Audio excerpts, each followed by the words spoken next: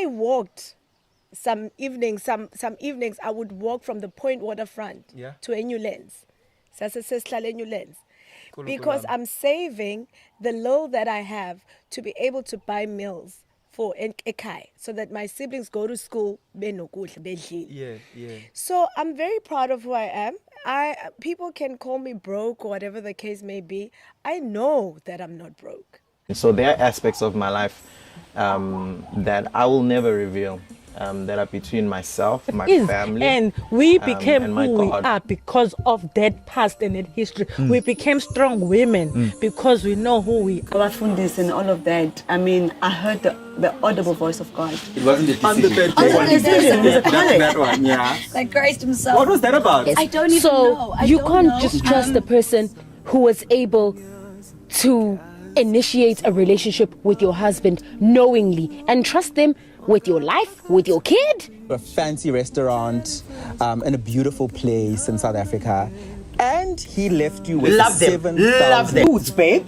He's not circumcised. I meant our sex. Our sex. Meaning I already Do a do it. lifestyle. Yes. Will it marry what you say you're doing? Which The show is Engineer Your Life, and I'm Lungelo KM. It's the first episode in a series of episodes where we are going to be speaking to amazing women, which is very fitting since it is Women's Month. So happy Women's Month if you are a woman and you are watching this episode. Today I have a very special guest. Geez, you know her. If you don't know her, konterongawe, because what do you mean? Where do you live? Which rock do you live under? But firstly, I want to get something out of the way. You know, as we continue growing this podcast, we have surpassed 1 million views, right? Which means we're somewhere around 1.1 million views right now. I don't know, we're there. We're not really checking for that because it's all about the content and about giving you guys good content, quality content. But in order for us to be able to do that, we need you to subscribe. Less than 10% of you are subscribed. Imagine, that's like shocking. So please subscribe. Please also join as a member. Like, guys, it's 9.99. We are puza.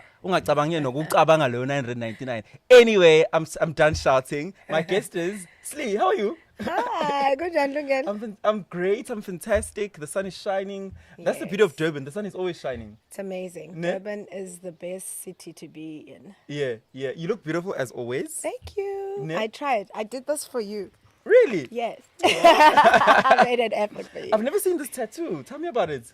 Oh, this little thing? Yeah, it's never really shown on TV. No, well, it's new. When we were shooting, I didn't have it. Sure. So this is basically a representation of who I am. Okay. In a sense that it has our family totem, which is a ingonyama, a lion, and this part where you see the eye is actually my eye. So it's basically saying that I am my ancestors before I am Slee. That is why I'm reflecting here. And the rose obviously reflects life, new birth, new beginnings, beauty.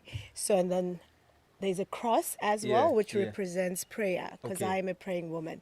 You, as you may know or may not know, ngumthandazi. So, yeah. Maybe let's get into that. Who do you pray to, Slee? Because a lot of people may be privy to the fact that you are spiritually connected, but it hasn't been broken down in a way that people understand. Like, who does Slee Ndlovu pray to?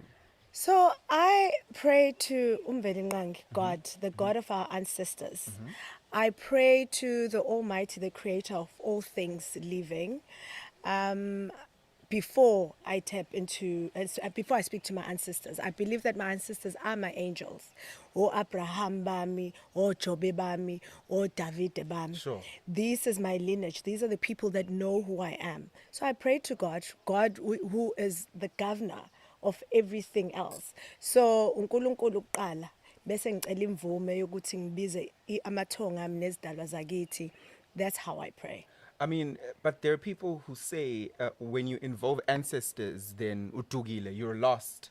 What do you have to say towards that? Because my explanation, what I get from you is that these people are your Abrahams. Yes. So because the concept of ancestry is that it's just a person who lived the journey and then they've then gone on to be with God. Yes. So to you, you're saying because these people are from my lineage genetically, they are my people who've gone on to be with God. Correct. Yeah. Correct. So for those people who feel that being or having this kind of understanding or view in terms of spirituality is a person that is lost. Shame, I have no words except for pray for them as well, so that they realize at some point you need to acknowledge your own. You can't tell me ukuthi umzali wakho, when they were living on earth, they were your parent and you loved them. Yeah. And once they've gone or passed on and moved on to be with God, now they're completely different people, or they don't exist. And Abraham is much better than your own grandmother. For me, I find that weird. Why are you praying to the angels or the ancestors of the Jews, where you could Sure. be praying to your own ancestors, Yeah. who understands your journey, who understand where you come from, and whom you can communicate in a language that they understand, because those are your angels, and that's your line of contact to God, to get to uNkulunkulu quicker. This is my belief, but each to their own. Yeah. Yeah. No, fair. I don't want to dwell away much from the tattoo and how you explained it to me as an expression of your strength, as an expression of prayer, as an expression of your power.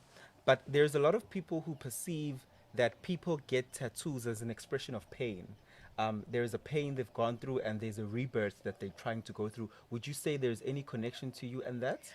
The fact of the matter is, for us to be where we are, where I am today is not where I was a year ago, Okay. right? You have to have gone through some kind of pain. Sure. You have to have gone through some kind of challenge in life. And with that being said, for me to realize my spirituality, I've had to go through the fire to know who I am. And just by virtue of that, this is how I came into understanding my journey with the spiritual world and who Slee is. And this is then what, prompted me to get the tattoo. So you're not wrong. You have to have gone through some kind of pain Yeah. in order for you. It is a representation of rebirth. It's almost like if a woman cuts their hair. Yes. Well, that does not apply Aye, to me. Pentagonk.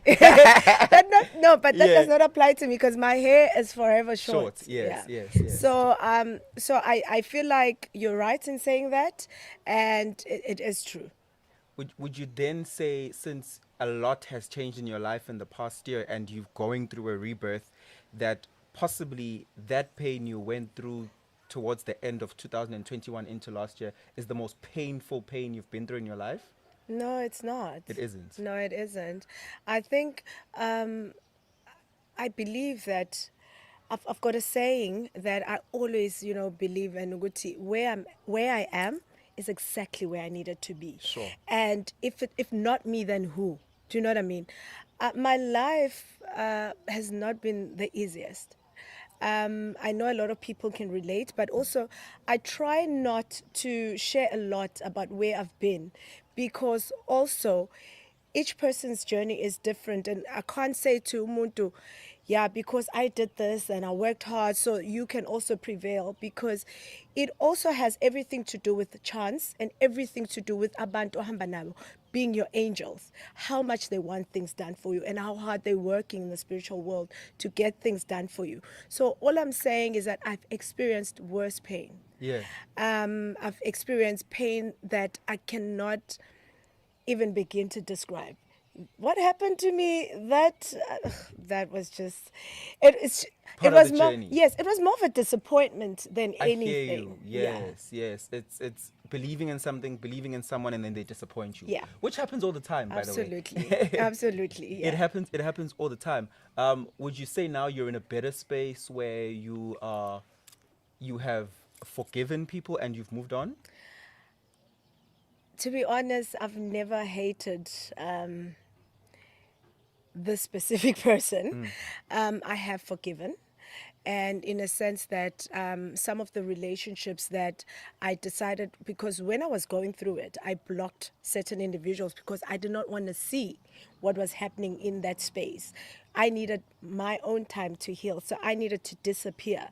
But when I reappeared, I knew that I was ready. I have healed. I was ready to move on and tell my story and speak about it, because I knew I was going to be asked about it. So I have forgiven, and I have accepted the apology I've never received, which is okay. you know, nobody else. It was just me. This is in Sasemla's episode. Sisasemlazi. Yeah. So I have had to take on that responsibility of raising my siblings, be a mom to them, figure out ukuthi badleni. I mean, I was a kid too. This is crazy to me. You are taking on the responsibility of being a mother.